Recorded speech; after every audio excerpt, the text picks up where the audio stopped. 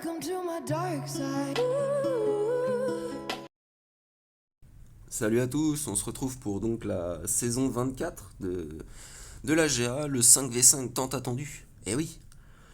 Et on est donc dans la nouvelle formule contre I Am Groot, qui nous a magnifiquement laissé une défense auto. Il me semblait avoir fait une vidéo sur lui, mais en fait non, j'avais pas Link, parce qu'à l'époque déjà c'était une défense auto. Donc il a un seul GL, hein, ça sert à rien d'aller scout tout son roster, étant donné que c'est de la défense auto, ça amoindrit largement les teams. Et donc son GL est au nord, c'est JML, donc comme c'est de l'autodef, on va y aller tranquille, on va commencer par les trucs un peu chiants. Et puis après on va voir ce qu'on peut faire d'un peu sympa quand même pour faire deux trois tentatives. Donc pour être sûr, comme c'est le premier match, je préfère mettre le Black Trooper en plus, malgré que ce soit pas vraiment nécessaire.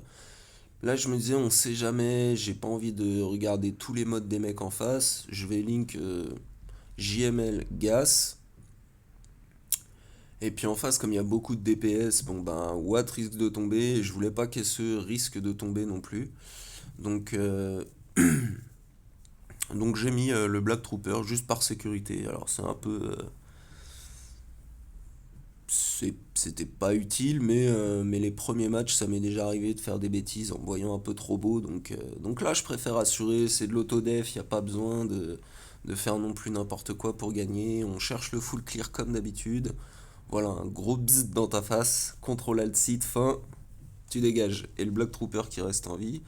Les 72 points pour avoir fait l'attaque en premier, là. Enfin, 10 points supplémentaires pour avoir fait l'attaque en premier, ça c'est pas mal.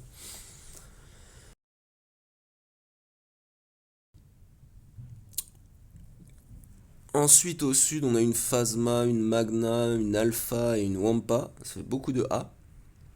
C'est l'élite du A. Et je réfléchissais un peu à ce que je pouvais faire.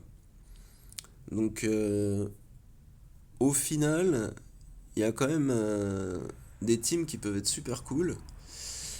Le Wampa, je me disais, ça peut passer en Est. Et pareil, là, on va pas y aller juste en Kiranest. On va faire du Kiranest Oda, je l'ai gardé exprès. J'ai mis Juani dans ma team Revan en def.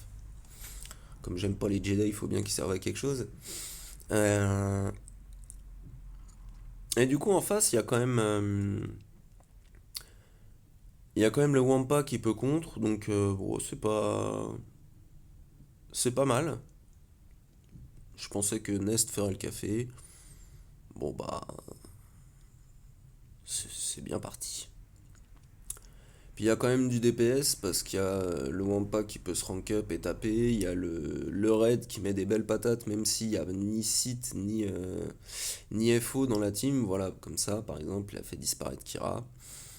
Et ensuite il y a quand même les AOE du B1 qui peuvent être relous. Donc je me disais, bon, on va y aller tranquille. Essayer de faire en sorte que Oda ne crève pas. Ce serait pas mal. Et puis bon, bah Nest R8 c'est vraiment un massacre en fait. C'est un truc que je regrette absolument pas. Là, il y a mon prochain R8 qui est bientôt G13. Vous verrez ça en semaine 2 sûrement. Ce sera beau. J'espère en tout cas, sinon ce sera complètement foireux. Mais c'est pas grave, il faut tenter. Donc voilà, ça fait quand même une belle team de 5 parce qu'il y avait des persos pas dégueux. Il y avait Padmé, il y avait Shakti, il y avait le Wampa, le B1, le Red. Donc c'est une team pas mal. Et juste en perdant Kira, en jouant Kira Nest Oda, ça nous permet quand même d'avoir des bannières à peu près correctes et de passer la team sans utiliser du trop lourd parce que ce qui a beaucoup changé, en tout cas pour moi, c'est que là où je suis, il faut poser 11 teams en def. Du coup, j'étais pas trop sûr de mon calcul, voir comment ça se passait, ce que je pourrais faire, etc. Alors là, c'est pareil, toujours le petit duo, parce que j'adore vraiment le lead de Savage pour Malak, ça le rend invulnérable, il n'y a aucun risque. Alors même si, oui, Savage risque fortement de crever, sauf si Malak arrive à jouer très très vite et à avoir tout le temps un choc quelque part pour pouvoir taunt, sinon c'est vraiment une team que le lead de Savage rend vraiment Malak imbutable, quoi, à part par un GL et Nihilus par exemple, ou le Mando BH, bah c'est vraiment un truc qui casse des gueules, quoi. C'est le bonus de défense et de ténacité, c'est juste parfait pour Malak. Donc là, le Malak d'en face, malheureusement, qui fait son drain sur Savage.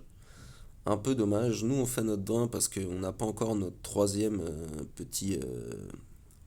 Je sais plus comment ça s'appelle. Le petit buff vert sur Malak quand on arrive à 3. En gros, on est boosté à fond. Donc là, on fait disparaître le pilote parce que c'est celui qui tape le plus.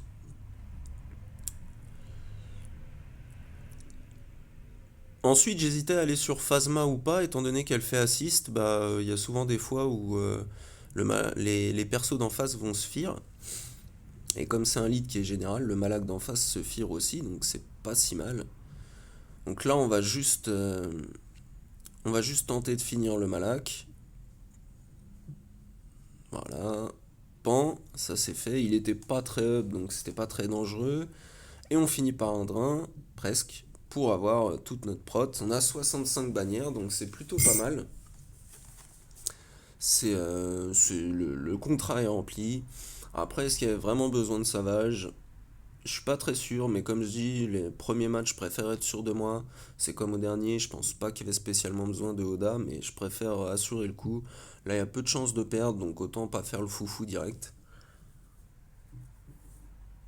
Et puis ensuite, juste parce qu'il y a l'alpha, on va utiliser notre bon vieux Trium. Pas de perso en plus, ça sert à rien. En face, il y a pas de gros danger. Il y a, euh, il y a Lando qui va se rank up, mais si on le gifle rapidement, ce sera vite vu. Alors, quand Nihilus part avant, ce qu'il faut surtout pas faire, c'est le drain, parce que là, on peut voir qu'ils ont tous des debuffs, et avant, ils en avaient aucun. Donc, ça aurait pas augmenté leur cooldown, etc. Donc, c'est beaucoup plus utile de faire le drain maintenant, voilà, qu'ils ont tous leurs debuffs. Comme ça, ils peuvent pas faire grand chose, ils sont tous en mode basique. On passe en supersion, donc là, déjà, on est bien. On va buter Lando parce que c'est vraiment celui qui peut faire du mal. Si ces AOE rank up petit à petit, ça peut être chiant. On va aller finir Olben parce que bon, tant qu'il est là, autant y aller. Il file ses bonus, bon, c'est pas très grave, c'est pas des mecs qui sont. Comment dire? Qui sont dangereux en face, ça fait pas du gros dégât donc. L'alpha est G12 en plus, donc c'est pas spécialement grave. On va remettre l'isolation, hop, on a notre annihilation, l'alpha il dégage. On va essayer de se remettre pas trop mal. Le B2 il est un peu tanky quand même, donc c'est pas trop mal. Là je voulais attendre, voir si je pouvais faire une dernière petite isolation, récup un peu de protec, ça aurait été pas mal. 65 bannières, donc ça se prend, c'est correct. Ensuite on a au sud, il nous restera donc Magna, Chupio, le Storm FO, HK et Rollo, donc il y a quand même pas mal d'AOE là-dedans. C'est pas une team qu'il faut prendre à la légère. Je vérifiais juste au sud qu'il n'y ait pas de trucs trop relous. Et il y a quand même la JTR, JKL, Palp, Cru. Et je me disais, même si on peut pas stun JKL, est-ce qu'on se le tente pas en bas de batch? Juste pour le fun. Pour voir s'ils sont utiles à autre chose que buter du GG quand même. Parce que c'est bien mignon, mais GG, c'est pas non plus la mer à boire. Donc là, on arrive à stun tout le monde avec Raker, bah, sauf JKL, ce qui est normal. On va essayer de le DPS un peu. Là, on peut voir que Raker, il encaisse vraiment bien. Ça, c'est vraiment ouf. Pof. Ça, c'est dommage parce qu'elle a wave Omega, donc c'est un peu con. Mais c'est pas très grave. On va continuer. On va finir R2 parce qu'il est dans le mal. Donc ça y est, continue sur Raker, ça c'est un peu pénible. Est-ce qu'on pourrait stun les deux? Cru qui disparaît, bon ça se prend. Allez hop, JKL au tapis, 64 bannières. Bon, c'est un peu dommage, 64, mais c'est cool. Ça se prend. Donc il va nous rester une team où il y a quand même Hugs, DR dedans et une team Chewbacca. On va aller ouvrir le sud pour voir un peu quelle tronche a le territoire caché. On a gardé SLKR jusque-là, juste histoire de. Là on va y aller en. On va y aller en. La petite notification faite exprès pour passer sur, euh, sur la chaîne. Je la laisse. Foubou, bien joué. Donc je voulais tester, j'avais envie d'utiliser un peu des petits persos montés vite fait en 3 étoiles et je vois pas mal de trucs sur YouTube qui me plaisent sur Marajad.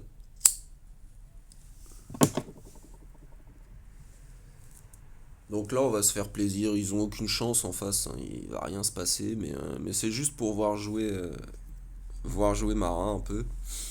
Il va peut-être falloir que je re-remode mon Vador, on verra ça ultérieurement. Donc là on fait pop les dots, comme ça on a gagné du TM, ça c'est plutôt pas mal. On va fracture, fin. Ensuite je regardais un peu ce que je pouvais faire avec Mara. Donc on met le buff là, je sais plus comment ça s'appelle. Et puis là c'est open bar. Pan, pan, fin, on ordonne à Vador, massacre, basique, fin. Donc voilà, pas vraiment de suspense, mais cool de faire une première apparition pour Marajad en 3 étoiles, c'était sympa, elle a servi pas grand chose, hein, mais c'était plutôt peinard. Bon, derrière, il commence à y avoir du G12, même du moins que G12. Du coup, ouais, du petit GG, du petit Yoda, bon, c'est pas foufou, donc on va aller finir le Nord. La team Yoda, elle est pas si mal, c'est assez drôle, Yoda, Motma, Han, DR et Hux. Il n'y a pas deux mecs qui vont ensemble là-dedans, c'est magnifique. En dessous, c'est Chewie, C3, GK, OG Kylo, et le dernier j'ai pas vu, donc je me rappelle plus. Je me suis dit que j'allais tout simplement faire DR sur le Yoda Han DR d'en face. Comme ça, on peut pas être stun par Han dès le début, ça c'est vite vu. Ça nous donne un peu de férocité, ça va faire taper le maraud, donc plutôt pas mal. Bzit. Voilà, contrôle alt site du maraud aussi, superbe. Là, ils ont plus de TM, c'est magnifique. Oda, il encaisse un peu. Bzit. Contrôle alt site de BSF. Et voilà, superbe, un petit 65 encore. Donc plutôt pas dégueu. Pour la def auto, ça peut être tricky des fois, c'est un peu chiant. Parce qu'on a tendance à oublier des trucs. Il y a peut-être des.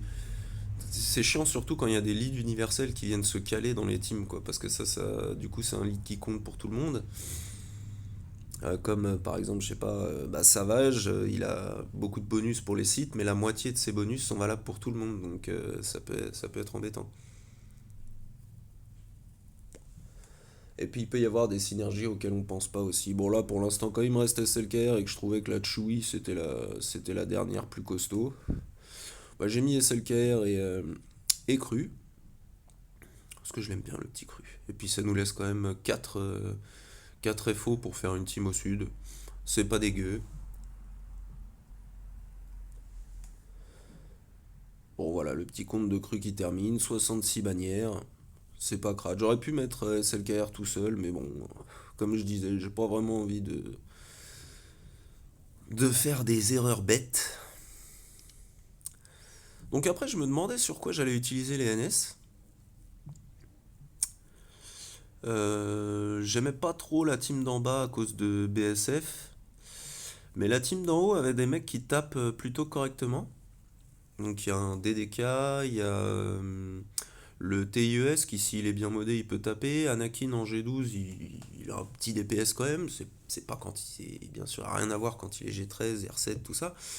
Mais plutôt cool. Et puis on peut dispel On peut dispel les bonus de Rex et l'invincibilité du DDK avec Assage, donc je me suis dit autant y aller là-dessus. C'est pas plus mal. On a quasiment rect le petit Rex, la zombie qui se fait Rex, magnifique, superbe.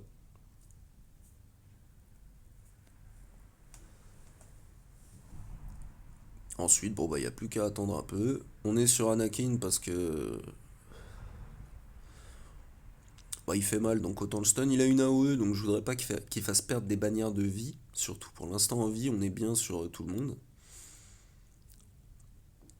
Donc lui, c'était chiant. Le TUS, il a une AOE aussi, mais j'ai décidé d'aller essayer de finir le DDK le plus vite possible. Là, on remet un petit coup de plague. Je me suis dit que j'allais heal la zombie maintenant. Bon, manque de bol, il a joué. On fait la troisième spé pour mettre stagger, comme ça on lui bousille sa jauge de tour. Assage qui réussit à stun, on restun avec Daka. Et là, malheureusement, pas le temps de heal la zombie, donc bon. Un petit 59 bannières, bon, c'est pas fou, mais ça se prend. C'est passé au moins, quoi.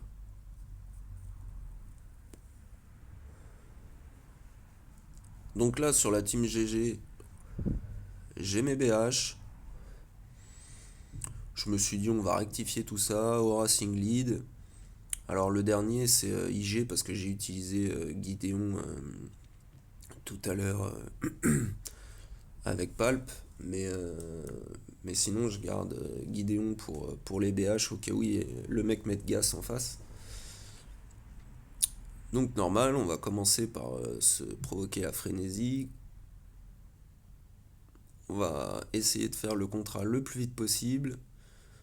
Donc voilà, c'est à nouveau le tour de Basque. Et là, on peut désintégrer quelqu'un. Choisis BSF parce qu'elle peut être chiante. Donc le GG est pas foufou en plus. Voilà, mass assist il disparaît, nickel. Mass assist, fin de joli. 65 bannières, parfait.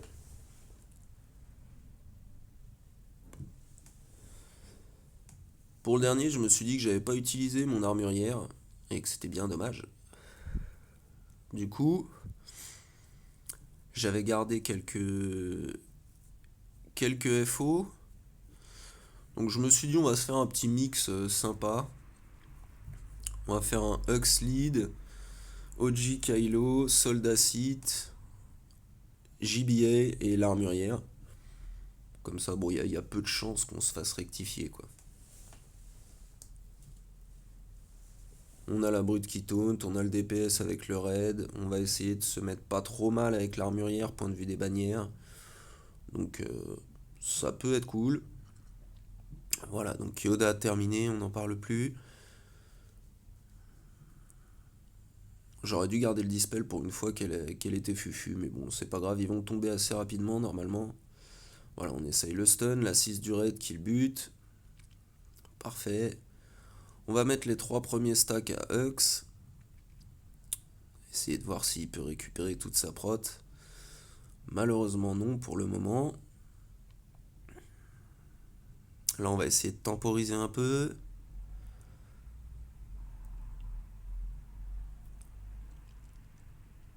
J'aurais peut-être dû faire le gain de TM. Je sais pas trop. Mais bon, là on risque plus rien. Boum. Et pan. 62 bannières. Bon, c'est pas trop crade, ça va encore. Donc là on va pouvoir aller voir un peu les vaisseaux. La kryptonite. Donc il y a un Kenobi et un Hux. Mais c'est pas violent, donc le Kenobi je l'ai fait en malveillant 69. Et j'ai Mirror le finaliseur pour 74, plutôt pas mal. Donc je link la vidéo parce que pour moi, à mon avis, il va pas attaquer. Et de toute façon, même s'il attaque, je pense pas qu'il prenne un seul territoire. Donc ça se finit à 1730. Je sais pas trop si ça a l'air d'être un score pas mal. Je me suis pas trop mal débrouillé. Donc pour un premier fight, ça valait le coup. Bon, même si les poules et les match-ups sont plutôt merdiques. Là, c'était un gars que j'avais déjà rencontré, donc ça aurait été possible dans l'ancienne version de la GA aussi. Voilà, j'espère que vos GA se passent bien. Allez, salut à tous.